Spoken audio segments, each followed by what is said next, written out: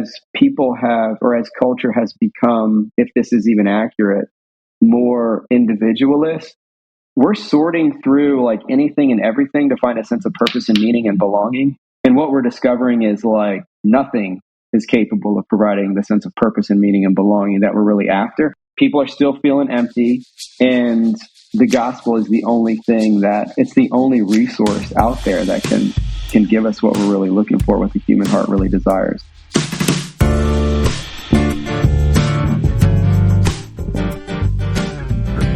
Hey guys, welcome back to Anchored and Devoted. I'm Pastor Jared. Pastor Joseph. Woo! Yeah. He's pumping the air. Hey, guess what, guys? It's Friday. This is another one. Yes, it is. They come once a week around here. And you made it. We knocked on a few doors. We kicked over a couple rocks, and we found a pastor to join us. We have Pastor Aaron Mayhew with us. What? Are you kidding me? Are you kidding? Dave, today? I wouldn't lie to you about that. Oh my goodness. My friend. What are we going to do? Wouldn't lie to you about that. I don't know. Let's get into it. Let's do this. Aaron Mayhew, I am glad that you are here with us.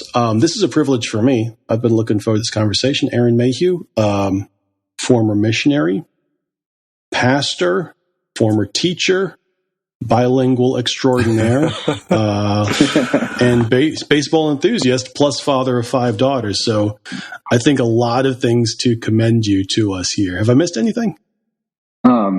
Yeah, I'm also a husband. I did miss Can't that. leave my wife out of the mix. I am so sorry, Sarah. Yeah. No, you hit some big marks. Obviously, there's more to us than a bullet list of things that we've done or places we've been or skills that we have. But you hit some significant things that I think are congruent with my life experience and what God's done in these last few decades. I don't know if I've ever said this to you before now, but one of the things that has, and maybe I have, but one of the things that's always really impressed me about you is the heart that you have for, I don't want to say the down and out, I want to say for God's people, because I think it goes much further than, what we would think of when we talk about the poor or oppressed or whatever. Your work in the missions was with orphans and with very lightly reached peoples in the mountains of Guatemala and surrounding countries. And what I watched you work, because I had the opportunity to be on the field with you a couple times. What I saw in you was a passion to see God's love demonstrated to, communicated to all of his children through your life. And it was done with what seemed to me to be a tremendous amount of joy and enjoyment. So that's kind of my perspective. If I've got that wrong, I'll take my chastisement, but that's what I saw. And that's one of the reasons that I was excited to get you on here and just hear about how you got to where you are and what God did to bring you there. So where are you currently serving? Yeah, good question. I, back in February of 2023, transitioned after, it was about 15, 16 years of being a part of the same local gathering, local faith community in Severn, Maryland. Transitioned to Annapolis, Maryland, to a place called Downtown Hope. I had the privilege of running with a fantastic team down there. And then, so I guess the best way to describe where I'm at now is I have the privilege of being a part of a team at a local church in a local church community context. But in addition to that, I'm a part of this organization called Estuary, which, it finds its genesis in Downtown Hope.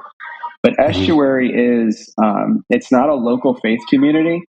We like to think of it as an operating system that local faith communities, local churches can use to further the message of Jesus. And the way that we frame it is, so Estuary, we're kind of riffing off of the Chesapeake Bay, which is the largest estuary in the United States. And it's a place where the fresh water of the rivers collide with the salt water of the sea. Mm-hmm. Yeah. And for us, that's a metaphor of the places that God sends his people. They're rich with nutrients. The ecosystems there are unlike any other ecosystem in the world. And so there's a lot of opportunity, but there's a ton of volatility because you have fresh and salt water colliding. And so two things, we look at that metaphor as kind of characteristic of the places that Jesus sends his people. But we also look at that as like the places where Jesus is going to bring flourishing through his people. And so the way that we talk about Estuary is it's us seeking the flourishing of every cultural estuary. That's people and places through the goodness, the beauty, and the truth of the gospel of Jesus. And what I love about it is there's a lot of room for experimentation. And this is probably a buzzword. This probably freaks some Christians out, but we describe that as like experimental Christian communities. And so what that could mean,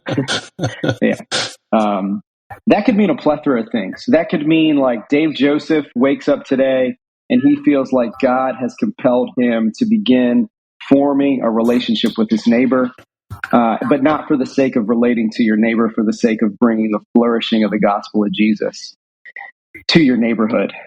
So it might start with the neighbor. It might start with a specific community. So some of the people that we work with, it all starts with a vision that someone begins to interpret as a vision from God. But some of the people we have the privilege of walking with the vision God gave them was to reach people on the border of Pakistan and India. Oh, wow. And so that's what they're doing. They're uniquely positioned there. And typically what will happen is these folks will go through a discovery phase where they're really just learning about the people in the place they've been sent to. You kind of posture yourself as a learner, and you're discovering, well, who are these people? What are their high hopes? What are their deep fears? Maybe what are the idols that they build their lives around, the things that they place their trust in? And then from that discovery phase, once you start discovering a thread of hope or a thread of fear or a thread of idolatry or a thread, some other relevant thread amidst the culture, you can start cultivating the seeds of the gospel of Jesus. And then what we believe is that as you do that, and it's not programmatic, it's not like you discover and then you cultivate and then all these things happen. This is very much a lifestyle. It's very much involves integration into a community, amongst the people in a place, for the sake of seeing the gospel of Jesus take root and okay. So I have a couple questions Yeah. just for clarity. So is Estuary something that is done within the sort of organizational construct of Downtown Hope? Because it sounds like a pretty loose organization in terms of the parameters are broad, the application is widespread. Is this something that's separate from DTH, or is this a part of the DTH sort of umbrella? Yeah, that's a great question. So, I've kind of shared a lot about some specifics, but when you distill it all the way down, what we're really honing in on is, and we like to frame it around the tagline we use is walking together in the way of Jesus.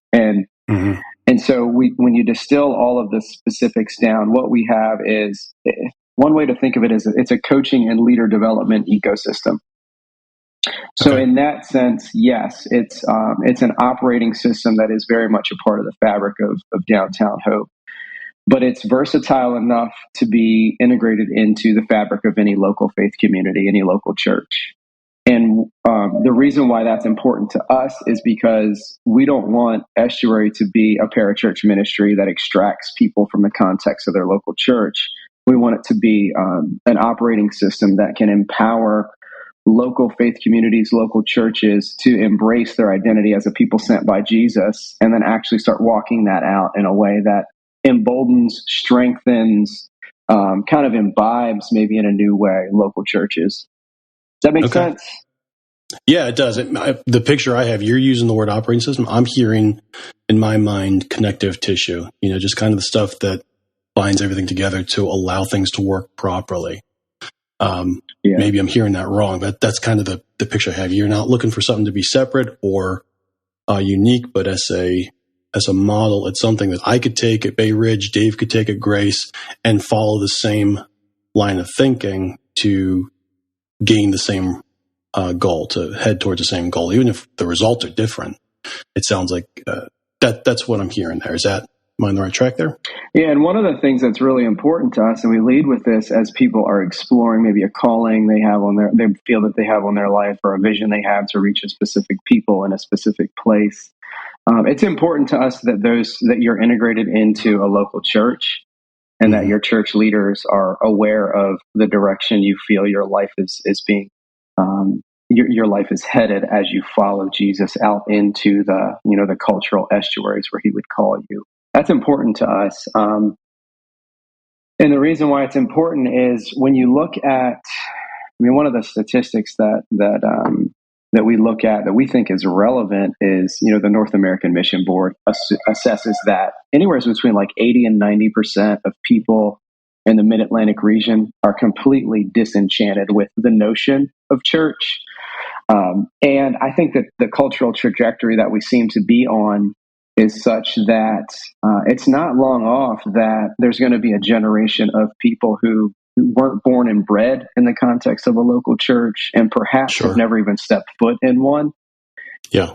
And so that's we're looking at that and asking the question: well, if there's 80 to 90% people in our cultural sphere that are never going to step foot in a gathering space like we have at Downtown Hope, and they're probably not showing up at Bay Ridge, and they're probably not showing up at Grace. Maybe they are. I'm just making some assumptions here, but I would say local churches right now are far better positioned to deal with migration from one church to another than they are providing space for new believers or people who are just genuinely exploring faith generally, maybe Christianity more specifically. And so with that in mind, we're trying to answer this question. Well, how do you take the goodness, the beauty, the truth of the gospel of Jesus and mobilize it in a way that brings flourishing to communities? So what you're talking about is not simply like what Alpha does as far as, do you know the program Alpha? Yes. Yeah. So this isn't fantastic program. Yeah, I would say very good program, but this isn't Alpha. This is more the step after, when a believer is wrestling with how do they live and walk out their faith in a world around them, and making sure that there's space for new believers to engage with them. Like it's not simply the new VBS to roll out. This is I was putting up air quotes like everyone else can see me.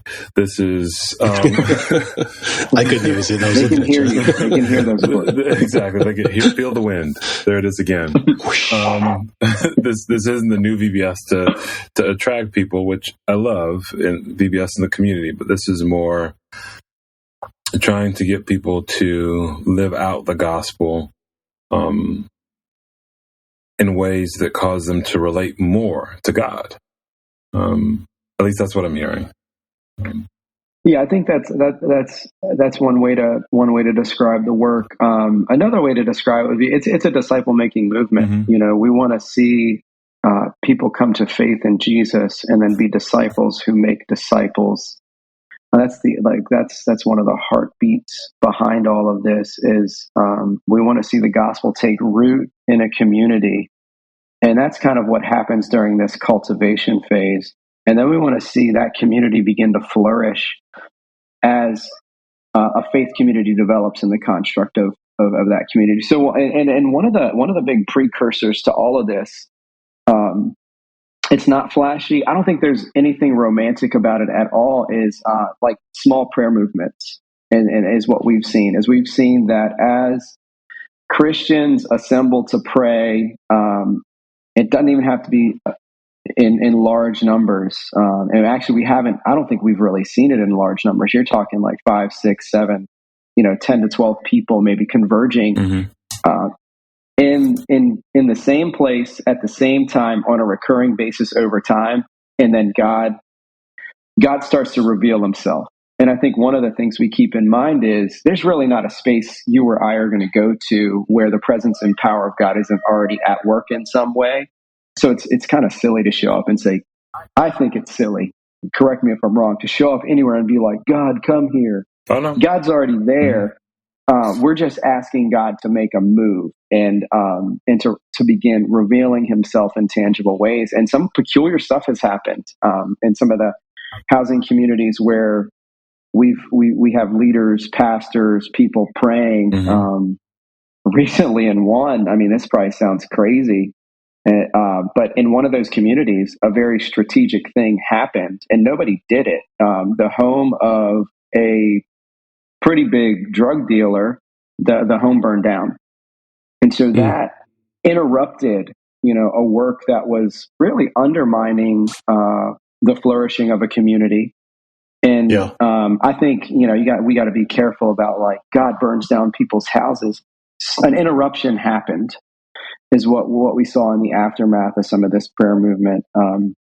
Another thing that happened recently is there were a group of three guys praying, three pastors, church leaders praying in a local, like right outside of Annapolis, a housing community. And a young man came up, they prayed over him. And then I think it was the following week, he came back and he said, "What happened? What did you do to me? I'm healed." And then from there, he showed up at a church in downtown Annapolis and got baptized. So, like, God's at work, God's moving. And what's interesting about this is it's not like God's moving outside of the context of these local church communities. He's moving, in a way that's drawing people who were far from God close to God, and then He's drawing them closer to the people of God. And really, that's what we want to see. We want to see a move of the gospel. Disciples are, people become disciples of Jesus, and then they begin making disciples, I think is probably the best summary statement we could offer at this point. So how did, just wind the clock back here, how did you become a disciple? Yeah, that's a good question. I was actually sharing this with a friend the other day, and every time I share it, I feel like I'm not sure who I'm allowed to share this with, because it's. Anyways, I grew up in about 20 minutes south of Washington, D.C. Didn't grow up in a Christian home. My parents, strong work ethic, committed, family people. They worked hard. They provided for us, and they did kind of explore church. And the church they knew how to explore was the Catholic Church. My mom was raised Catholic. My dad was raised, I'd say, irreligious, maybe like an underlying Pentecostal bent, because my grandmother, prayed in tongues and talked to people about Jesus. So anyways, I'm probably giving you a little more than you bargained for, but I'm trying to give you a little bit of context here. So when I was in elementary school, they enrolled me in what's called CCD. I'm not sure if you're familiar with what that is. It's kind of like it's a pathway to confirmation in the Catholic Church. Oh, and gotcha. I hated it. Like, it was the worst thing you could have done with my Wednesday evening. And so I made it my sole purpose every time they dropped me off to see how quickly I could get removed from the classroom. And so what that consisted of was some offhanded comment, me sitting in the hallway, and then eventually my mom was like, "Yeah, I don't think we're going to go back." And it took a couple of years. So she was hanging in there. And so you were not I've good at this. circled back since then, because I realized how humiliating that probably was. And just been like, "Hey, I'm sorry." Like, I probably could have learned something about God in that space. So anyways, that's kind of, up my interaction with church. I wasn't raised in the church. And so fast forward to, I think I was 21. I was playing baseball in college and ended up tearing my hamstring. And that was in my mind, a devastating injury, because I just couldn't do what I was capable of doing before. And so I ended up going home.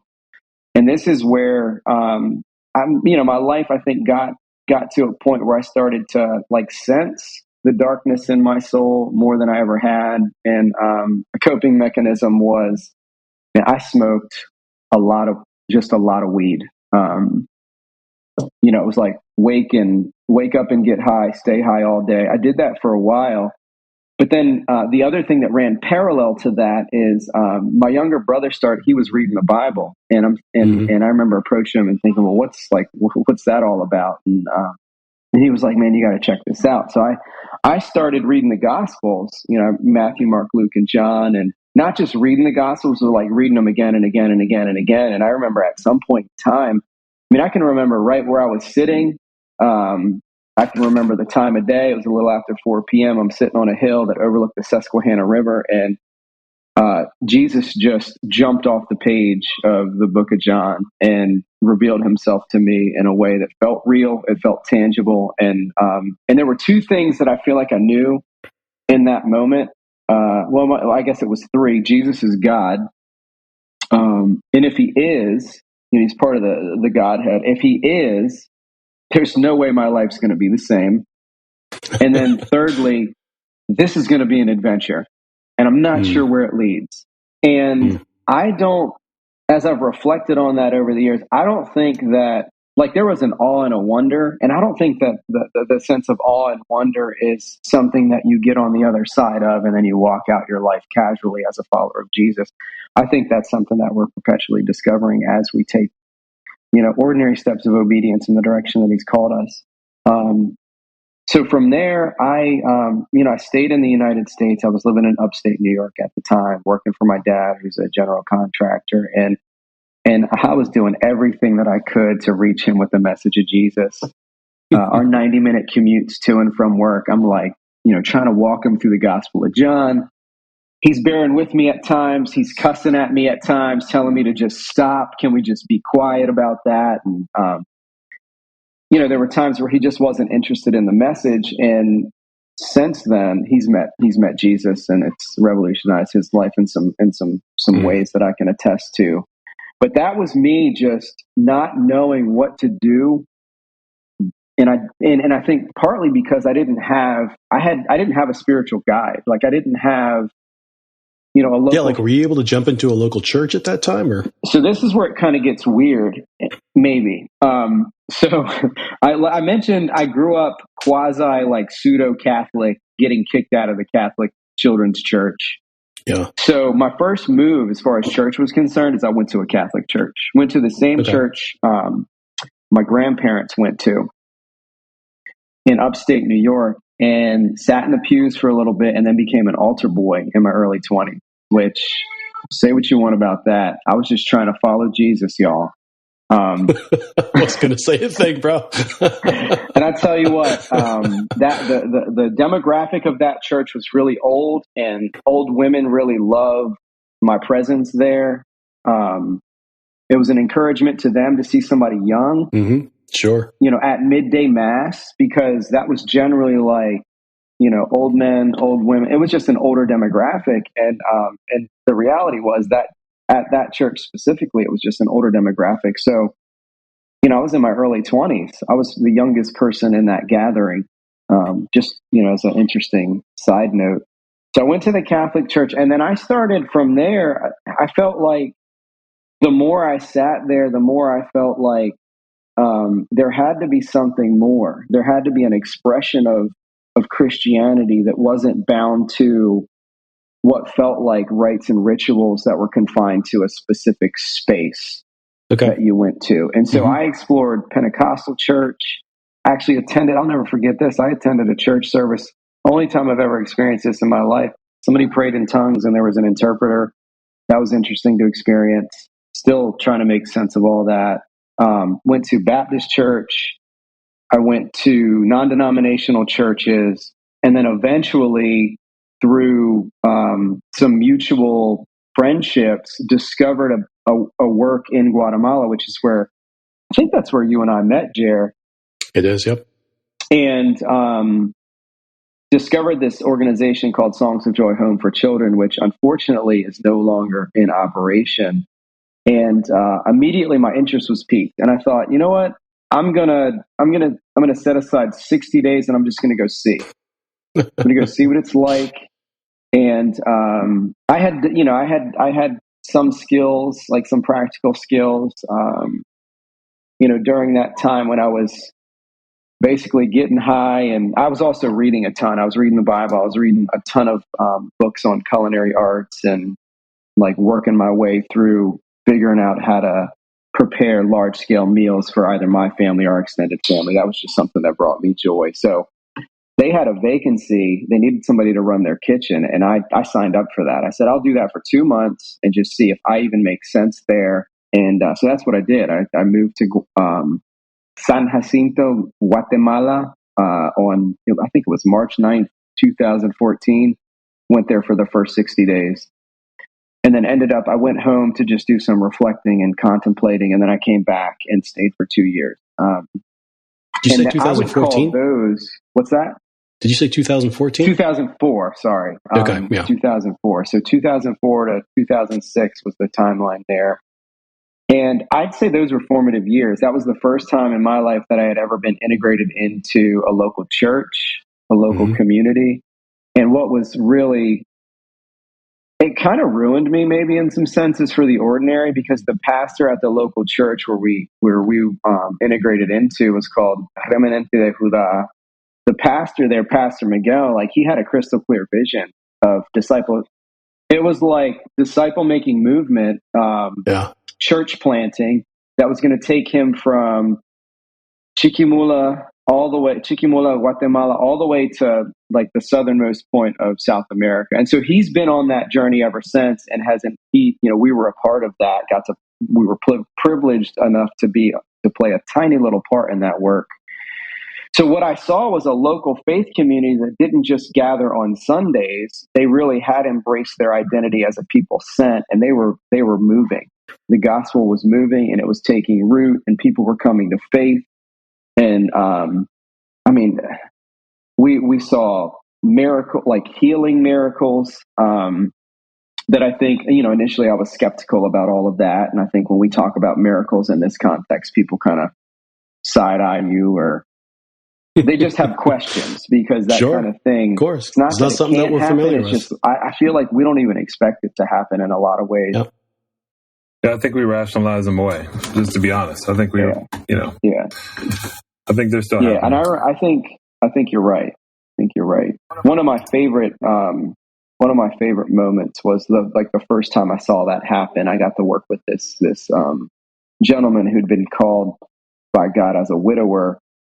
The way he told the stories, God just spoke to him while he was rocking in his wheelchair in the aftermath of his wife's death, and told him, you're going to go all over the world, and you're going to see healing, and you're going to see miracles. And his immediate response was like, no, no, I'm not. I'm 73 and my wife's gone. And have you seen me? Like, have you seen my physique? I'm not that guy. Anyways, since then, he's been all over the place. And he was I was his interpreter. The first time I kind of went out on mission into the mountains of Guatemala. And I remember our rhythm that day was he would literally, people would sit with him and not speak a word. And he would say, ask them if, they're dealing with, fill in the blank with some medical issue. And like 90% of the time, the people would say, that's exactly what I've been dealing with. And I've been dealing with it for a long time. And then he would say, we're going to pray and God's going to heal you. And it wasn't that, 100% of the time God showed up and healed people, but there were healings. I mean, there were times when people were brought to where we were on a gurney and then they walked home. There were times where people who had vision loss or hearing loss walked away and their life was changed, like sight restored, hearing restored. And I remember initially feeling really skeptical about all of that, and then seeing it unfold and come into like a deeper depth of, if I limit God based on my skepticism, I'm just going to create an idea about God that's not accurate. He's got to be much different than I've imagined him to be.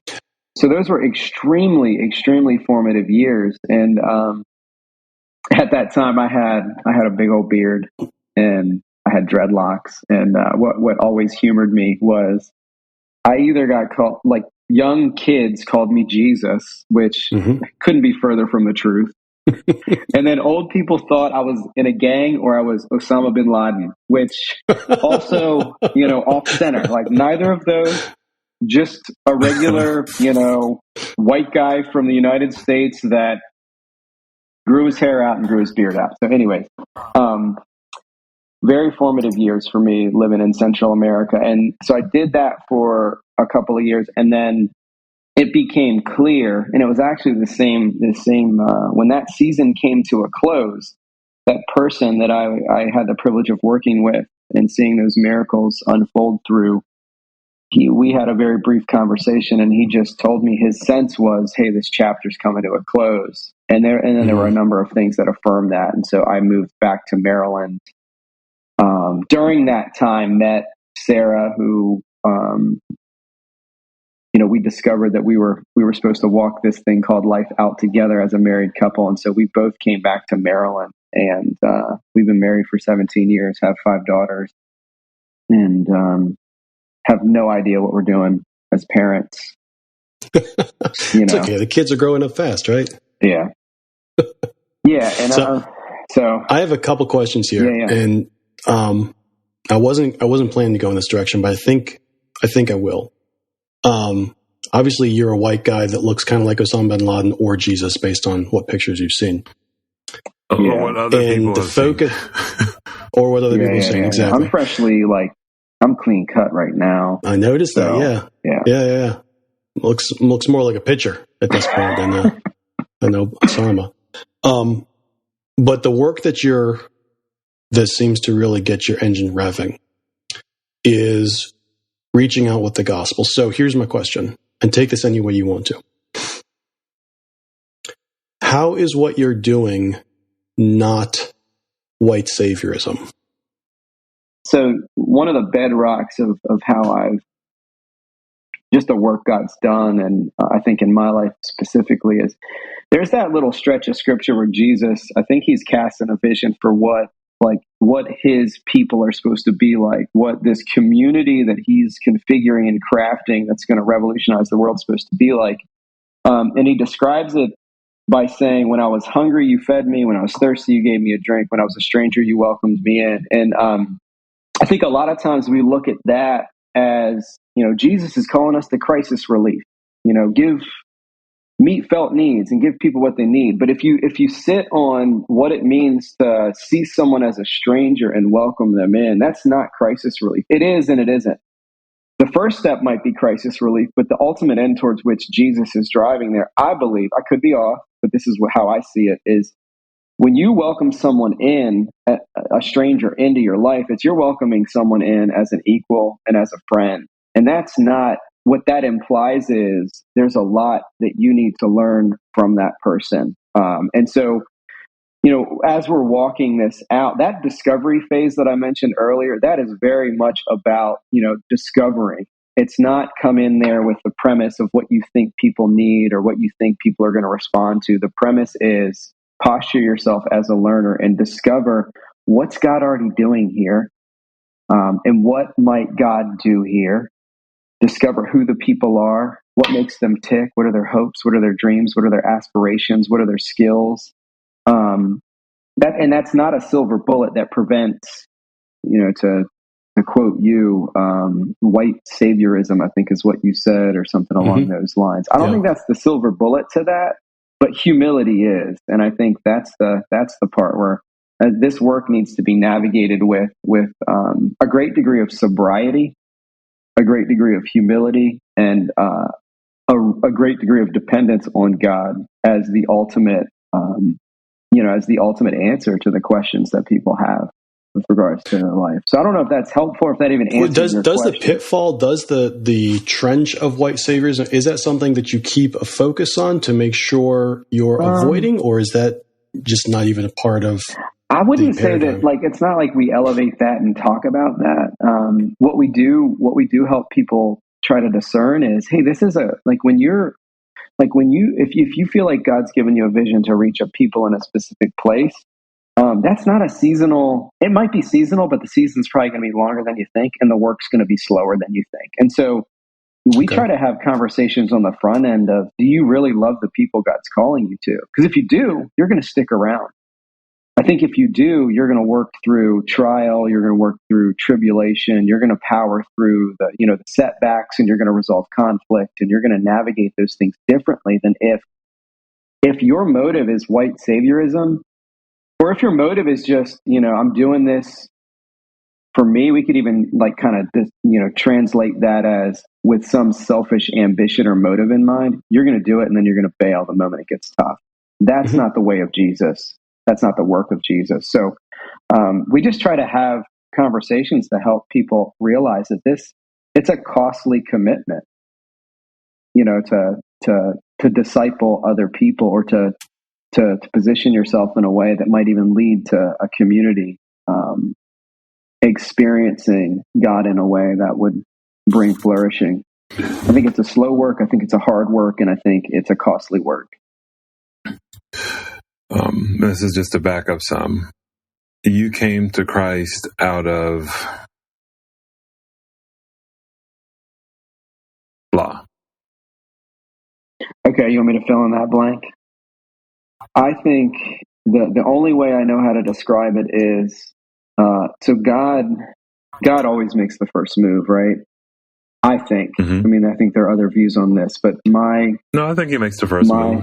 When you send my understanding is he first loved us. Jesus is the full radiance of God. Jesus is this crystal clear picture of who God is. Mm-hmm. He makes the first move. He pursues. Mm-hmm. So at a certain point in time, I became aware of the pursuit and aware of the way that God had welcomed me into his family. And that for me happened through the Gospel of John.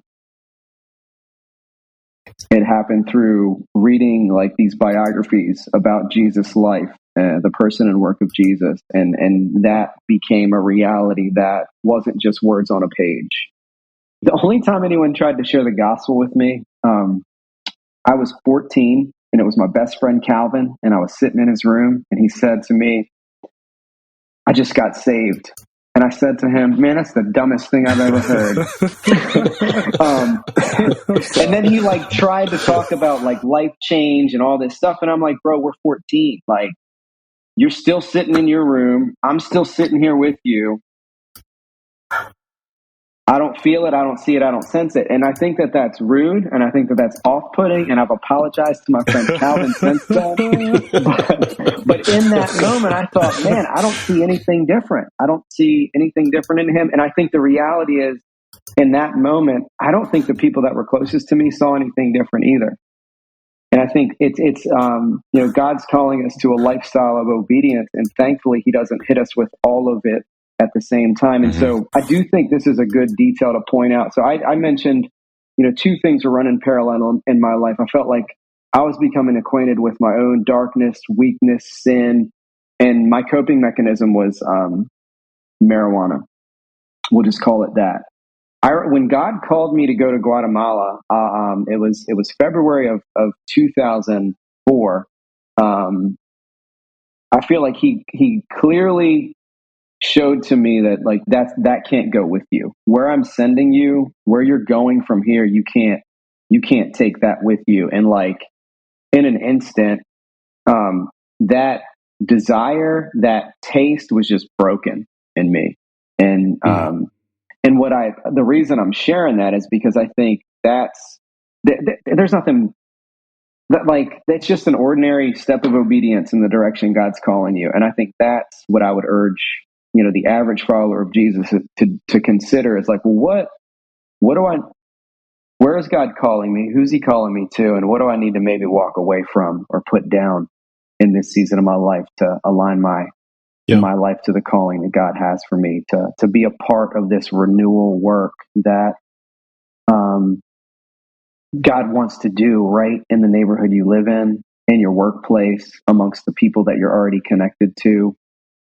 I think that's so one of the things I think to make this a little bit more practical when it comes to Estuary, we're just trying to help people see themselves as the kind of person that God could use where they currently are, is part of it.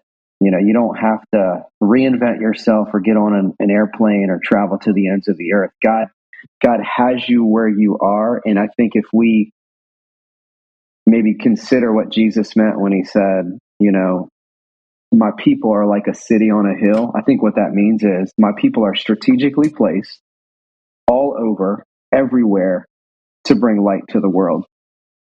So maybe, if you're a follower of Jesus, you're right where God has you. You just need to start walking in that.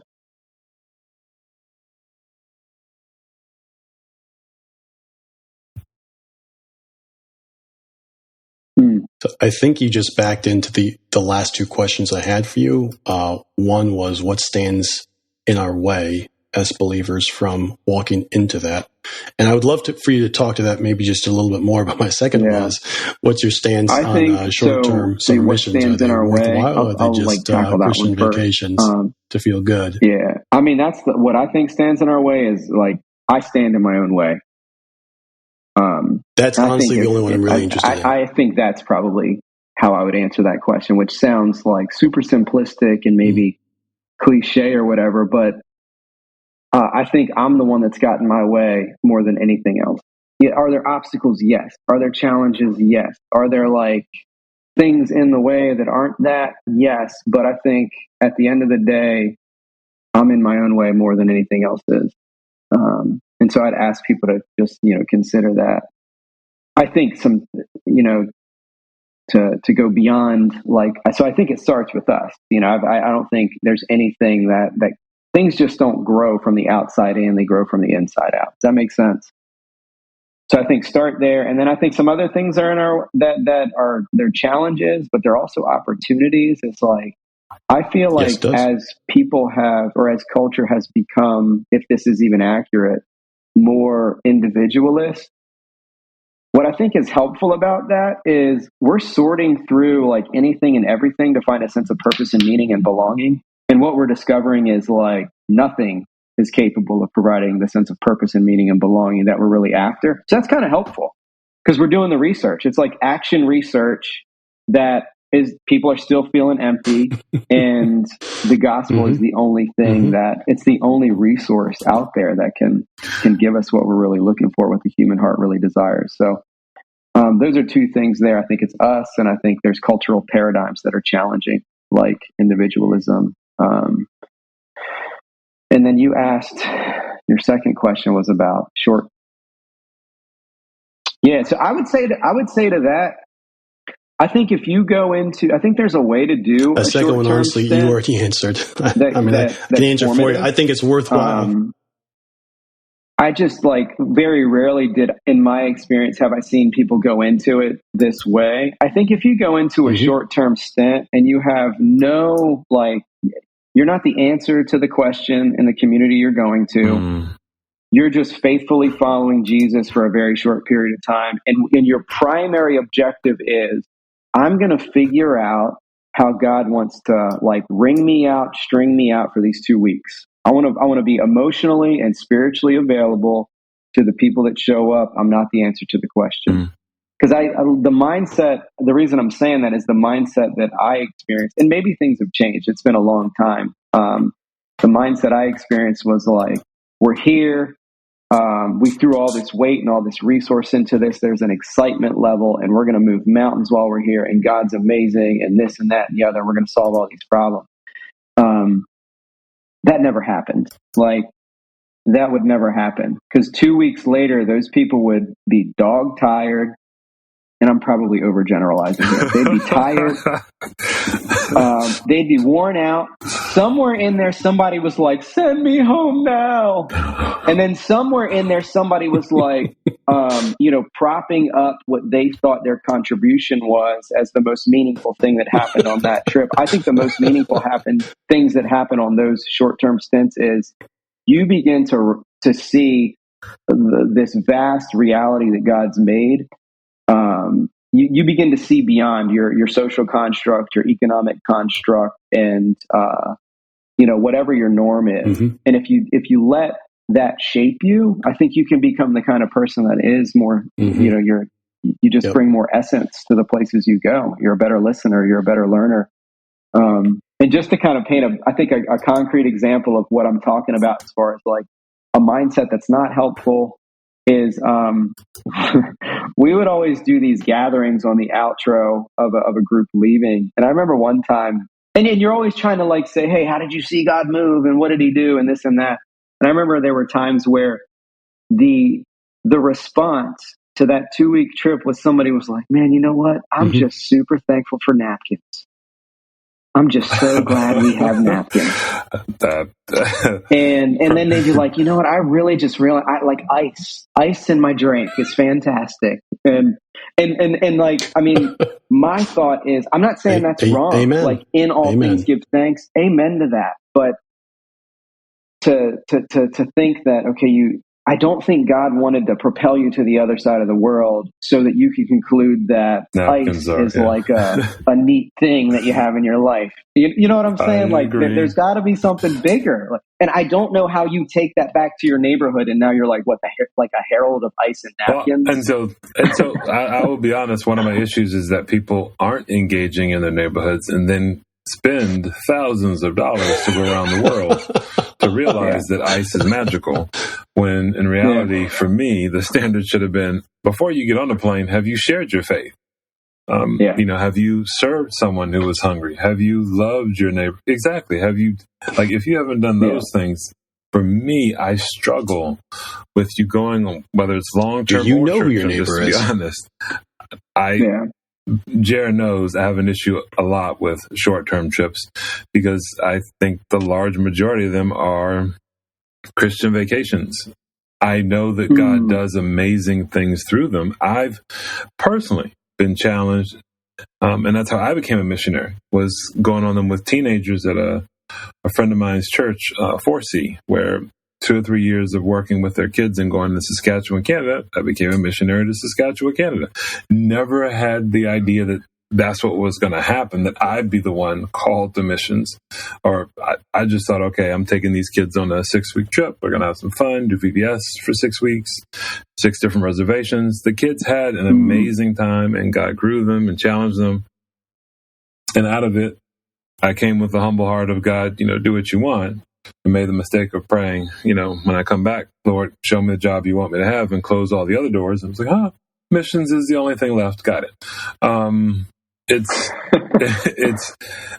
as you stated, God can use anything, but I do think it makes sense to bring him something of quality when it comes to the trip itself. And that should be a heart that has already been engaging with him locally, in my opinion. But that's not a requirement. It's just one of those things, because I know God can meet you in Guatemala and convict you there and do other stuff. But it is hard when I see so many believers who feel like they've marked some line in the sand when it comes to maturity. And again, I'm not judging. I'm not judging. But it is hard to see that when I know that that same opportunity was here. Locally. Yeah.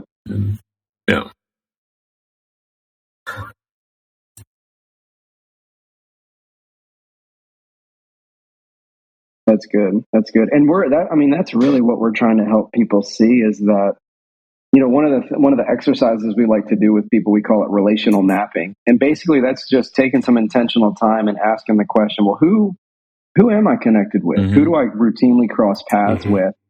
And what does that mean? Instead of like jumping to what you're going to do, it's like, what does this mean, God? Like, help me discern what I'm supposed to do with my life, where you've positioned me. And I think that's helpful. I do want to point out, because I think, what I've shared could come off as, critical or off-putting or insensitive to a person that has allocated resources and time and energy and gone across the globe. That's not what I'm trying to say. What I am trying to say is there's just deeper discovery of God to be experienced. And I do think that there are people right now who are following Jesus in a very specific way. They discovered a very specific calling on their life because they took those trips. They fell in love. Yeah. So, and I think, and I think it's just important to point out, and because I think.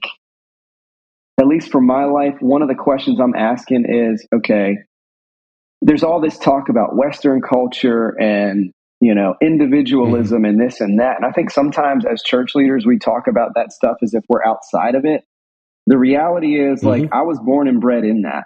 And so that's shaped me in ways that I'm probably unaware of.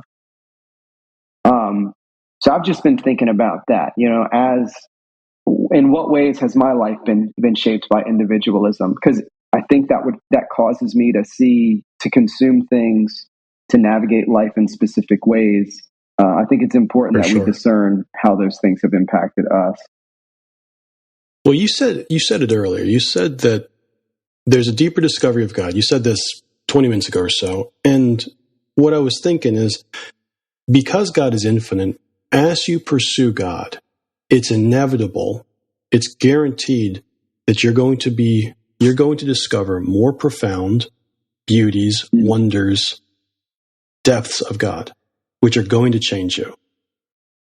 And that's what I hear you talking about. The things that get in our way is when, whether I'm comfortable or because, I'm comfortable because either I think I have arrived, or I think I understand, or I'm too scared to press deeper and find out, that my armpits do stink when I don't wear deodorant. I would rather not know that. So I don't press in to find that out. And what I hear you saying is, God has invited us and called us and commanded us to be pressing into Him. And as we do, what we discover is a God who's much bigger, much more glorious, much more beautiful, much more able to be trusted than we found. And He connects us to the world that He gave His Son for as we do that. Amen. I think that's fantastic. Dude, you've been extremely generous with your time. And it's been fantastic to catch up with you here and to hear your story. If people want to get involved in Estuary, or if they want to, are there places people could follow you or follow the work of Estuary? How would they do that? So Estuary, one of the best ways to connect with that is lifeintheestuary.org. Okay. Yeah, and what we love doing is, we love just setting up we call them interest calls with people, just to begin exploring, what's your story? What's basically it's like, what happened to you, and it's not, and it's like, how'd you meet Jesus, and what is He compelling you to do, and how can we support you in that? Is the initial thing. And we love having those conversations with the people of Jesus everywhere. So Life in the Estuary. So if they hit the website, can they reach out to you from the website and say, hey, here I am. Can we set something up? So lifeintheestuary.org. And we'll put that in the show notes. And then, the best way, I'm on social media, but for me, that's like, check out what I put on my smoker this week. And, here's a funny, ridiculous picture of something that's unfolding in our home.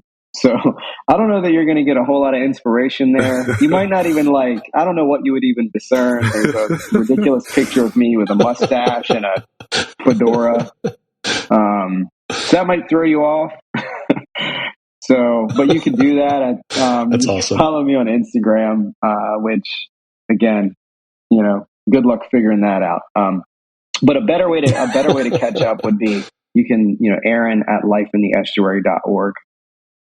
Drop me a line. And, like I said, we really do get a great joy and count it a gift to sit with people, the people of Jesus, who are just beginning to feel and try to discern the call of God on their life. And I didn't say this earlier, but another helpful way to think about the work we're doing, it's kind of like pre-church planting. And the reason we think of it like that is, like, you look at a community and a gathering of believers starts to emerge. Eventually, they're going to begin relating to each other in a way that will form a local faith community, a local ecclesia of God that could become, a local church per se. So we love having these exploratory conversations, and we've got the privilege of, that's good, walking with a very diverse group of people who are here in the city of Annapolis and beyond. And what's neat about, or what's powerful about integrating into these conversation spaces, is you kind of get connected into a broader community of people that when you see them, you're like, man, I'm not crazy. God does call people to do. That's excellent. Very adventurous, outside of the box kinds of things as His people. So that's excellent. It has been a joy for us to sit with you for the past hour and walk through some of this with you and just find out. I've been encouraged, and I really appreciate your time, man. To you, our dear listener, if you want to reach out to us, you can reach us at anchoreddevoted@gmail.com. I would encourage you to go back and listen to this again. I think there are a number of things here that are worth your second pass here. A lot of good encouragement. Aaron, thank you so much for your time, bro. Really it's a privilege. Dave, good to see you again. Jared, good to see you as well, Aaron. Always a pleasure. We got to connect outside of the box. Yeah, we do. Yes, sir. See you guys.